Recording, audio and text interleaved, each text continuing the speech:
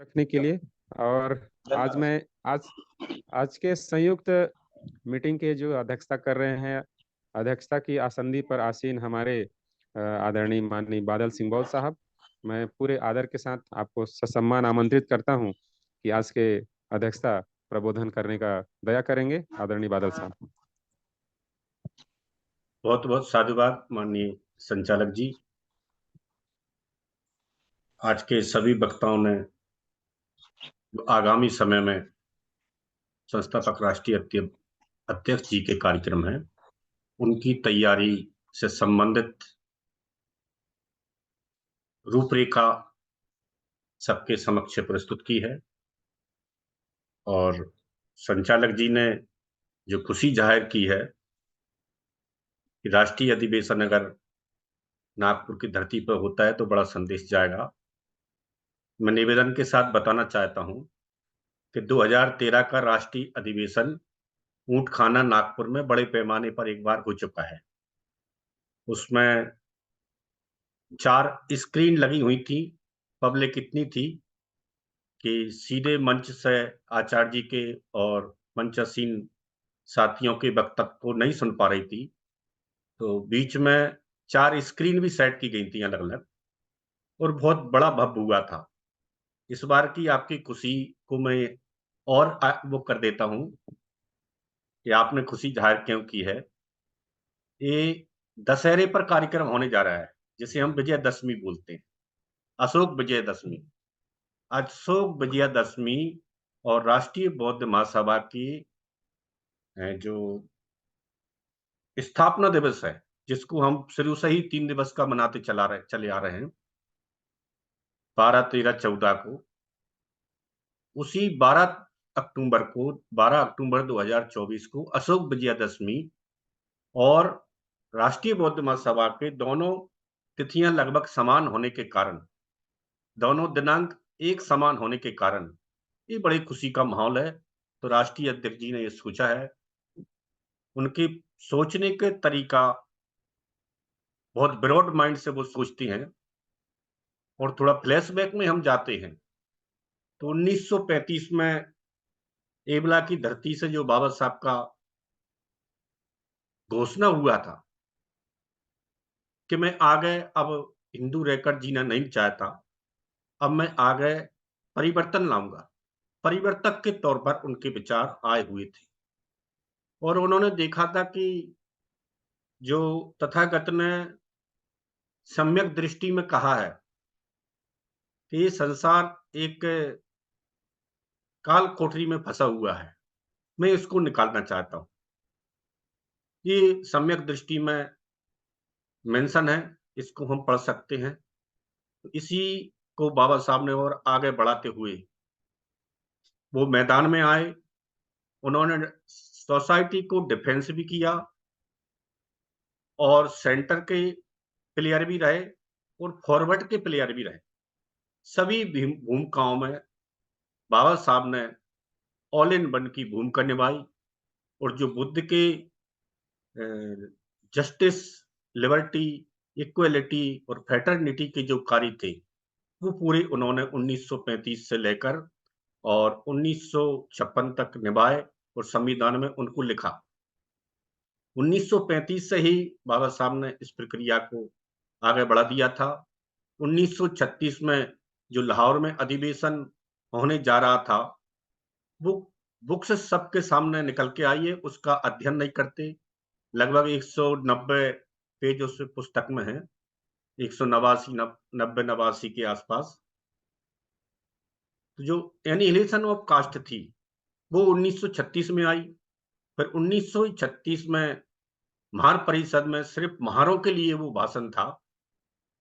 31 मई 1936 को महार परिषद का जिसे भाषण बोलते हैं, इसी को मुक्ति कौन पते का मार्ग भी बताते हैं और अम्बेडकराइट डे भी इसे कहते हैं। ये दो 1936 में बाबा साहब के द्वारा जो 2 बड़े कार्य किए गए थे, इनको हम नहीं अपना रहे हैं। और जो आखिरी का उनका जो मार्ग उन्होंने दिया 1956 में, उस मार्ग के जो 21वीं प्रतिज्ञा है, उसमें उन्होंने कहा कि आज से मेरा नया जन्म हो रहा है, ऐसा मैं मानता हूँ। लेकिन हम पुराने जन्म में ही जी रहे हैं। बाबा साहब के एवला के भाषण को भी नहीं अपना रहे। बाबा साहब के एनिहिलेशन ऑफ कास्ट को भी अपनाने में आनाकानी कर रहे हैं। मुक्ति कौन पते को भी अपनाने में आनाकानी कर रहे हैं। और जो 1956 का नया जन्म का उन्होंने जो मार्ग दिया, उसको भी अपनाने में हम थोड़ा पीछे हैं। तो जो बाबा साहब ने एक और किताब लिखी थी मराठी में और इंग्लिश में, मी अंबेडकर कैसे केले, और इंग्लिश में बैटिंग फॉर माय वीजा। तो उन्होंने उसमें स्पष्ट रूप से कहा है कि मैं अंबेडकर ऐसे ही नहीं बन गया एक दिन में। इसके पीछे लंबा संघर्ष है, लंबी लड़ाई लड़ी है, तब मैं भीमराव सकपाल से डॉक्टर अंबेडकर बना हूँ। इसको आप पढ़ें जरूर, इसको आप जरूर देखें। तो हमारे जो बाबा साहब के कार्य थे, उन्हीं कार्यों को मानवर कांसीराम साहब ने डिफेंस में भी आकर गोल को बचाया, फॉरवर्ड में आकर उन्होंने गोल को मारा, और सेंटर में आकर भी प्लेयर की भूमिका अदा की। उन्हीं के पद चिन्हों पर और कार्यकाल को अपनाकर चलने वाले हमारे संस्थापक माननीय धर्म प्रकाश भारती साहब अब इस बात की खोज कर रहे हैं कि सच्चे और अच्छे मित्रों की पहचान करके हमें निर्माण की प्रक्रिया से एक-एक व्यक्ति को खड़ा करके समाज सोसाइटी के सामने लाना है। जो बहिष्कृत समाज थी, जिस बहिष्कृत समाज को बाबा साहब मुख्य भूमिका में लाना चाहते थे, उनको संविधान से जो सुविधाएँ मिली, फैसिलिटीज़ मिली, उनको पाकर वो ये समझ गए कि अब इससे आगे कुछ नहीं है। जबकि उद्देश्य बाबा साहब का ये नहीं था कि आपको सुविधाएँ देकर यहीं छोड़ दिया जाए। उनका उद्देश्य था कि आप इस देश के शासनकर्ता जमात हैं और आप अपने इतिहास को जानिए। इसकी घोषणा उन्होंने 13 अक्टूबर 1956 को कर दी थी, जब पत्रकारों ने उनसे सवाल पूछा कि बाबा साहब, आप अगर आपके समाज को बौद्ध बना देंगे, तो इनका जो आरक्षण है वो चला जाएगा, फिर इनको बड़ी परेशानी बढ़ जाएगी। तो बाबा साहब ने कहा कि आप भी तो बगैर आरक्षण के जी रहे हैं। क्या आप चाहते हैं कि मेरा समाज भी बैसाखियों के साथ चलता रहे? मैं मेरे समाज को बैसाखियों के साथ चलाना नहीं चाहता। मैं मेरे समाज को दौड़ाना चाहता हूँ। तो ये identification of true and good friends, जो कार्यकर्ता हमारे इसके फ्रेंड्स धम्मा के होंगे, फ्रेंड्स हमारे बुद्ध के होंगे, फ्रेंड्स हमारे करुणा के होंगे, फ्रेंड्स हमारे संघ के होंगे, उनको आगे लाकर हमें अ, जो मुख्य भूमिका है उसमें लाकर इस मंशा को पूरा करना है। अब इसमें 2 प्रकार के सीलों के मित्र हमारे साथ आ जाते हैं।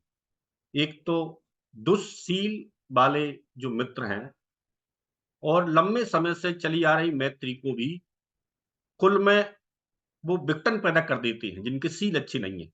जो हमारा कुल है उसको नष्ट कर देती हैं, धूमिल करने की कोशिश करते हैं। तो ऐसे दुःशील साथियों से हमको थोड़ा दूरियाँ बनाना है। मानवर साहब कहते थे कि उलझे हुए लोग कभी सुलझे हुए काम नहीं कर सकते। तो हमें सुलझ के रहना है, उलझने नहीं है आपस में। दूसरे आते हैं सुशील और नए मित्र ऐसे हैं जो परंपरागत रूप से अपने पुराने संबंधों में ही नए संबंध बनाकर उसको आगे बढ़ाते रहते हैं। ये 2 प्रकार के सील से आधारित मित्रताओं की आइडेंटिफिकेशन की कहा है। लेकिन जो गुड नेचर के उत्तम प्रकृति के फ्रेंड हैं, वह संकट के काल में कोऑपरेटिव सहकारी बनकर समाज के साथ खड़े रहते हैं, कार्यकर्ताओं के साथ खड़े रहते हैं और संगठन को हमेशा आगे बढ़ाने के लिए कार्य करते हैं।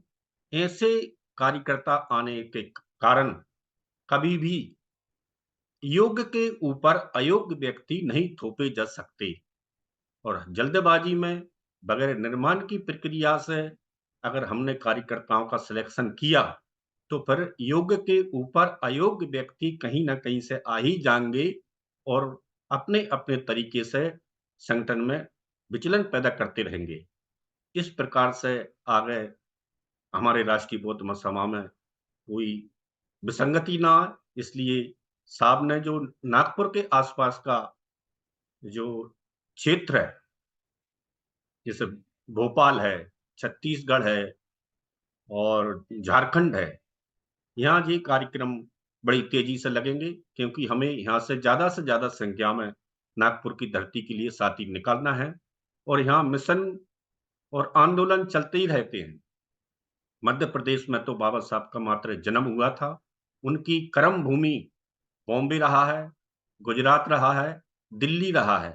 यहाँ से और यहाँ के साथियों ने बाबा साहब के कार्यों को बहुत ज्यादा तरीके से देखा है।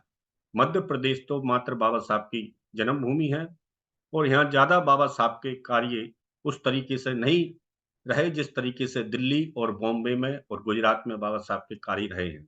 तो इन कार्यों को पूरा करने के लिए जो जवाबदारी सौंपी गई है, आज के जो महाराष्ट्र के साथी हैं हमारे, वो पूरे देश को बाबा साहब के बारे में जितना अच्छा बता सकते हैं, बुद्ध के बारे में जितना अच्छा बताने के साथ साथ करने को भी उदाहरण पेश कर सकते हैं, उतना अच्छा और कहीं से नहीं मिल सकते। झारखंड में आंदोलन है, एक ट्राइबल के जो आंदोलन थे, वो ट्राइबल के आंदोलन झारखंड के और छत्तीसगढ़ के साथियों ने देखे हुए हैं। इसलिए यहाँ से ज्यादा आंदोलन खड़े किए जा सकते हैं। मानवर कांसीराम साहब छत्तीसगढ़ और महाराष्ट्र में ज्यादा कार्यक्रम देते थे, उनको पता था कि यहाँ से आंदोलन को खड़ा किया जा सकता है। तो इसी आशा और विश्वास के साथ हम तीनों प्रदेश के साथी जो आगामी कार्यक्रम है उसमें अच्छे से चर्चा करेंगे, और साहब के द्वारा दिए गए निर्देशों को हम सुनेंगे। और मैं यहीं अपनी बात को समाप्त करता हूं। आप सबको धन्यवाद देता हूं, क्योंकि समय की बाध्यता है। और अगर साहब जुड़े हुए हैं तो संचालक जी से मेरा निवेदन है, इस शेष समय साहब को भी हम ले सकते हैं, साहब अगर जुड़े हैं तो। जय भीम, नमो बुद्धाय। जी जी जी। जय भीम नमो बुद्धाय। बहुत बहुत साधुवाद। हमारे आज के कार्यक्रम की अध्यक्षता कर रहे हैं आदरणीय माननीय बादल सिंह बौद्ध साहब ने बहुत ही अच्छे तरीके से संयुक्त मीटिंग के सभी वक्तागण, मुख्य वक्ताओं, मुख्य अतिथियों की बातों को समराइज करते हुए और आगामी कार्यक्रम की मतलब प्रकाश डाला है। और कुछ ऐतिहासिक बाबा साहब के जीवन संघर्षों, उनके बातों को भी रखते हुए आपने बहुत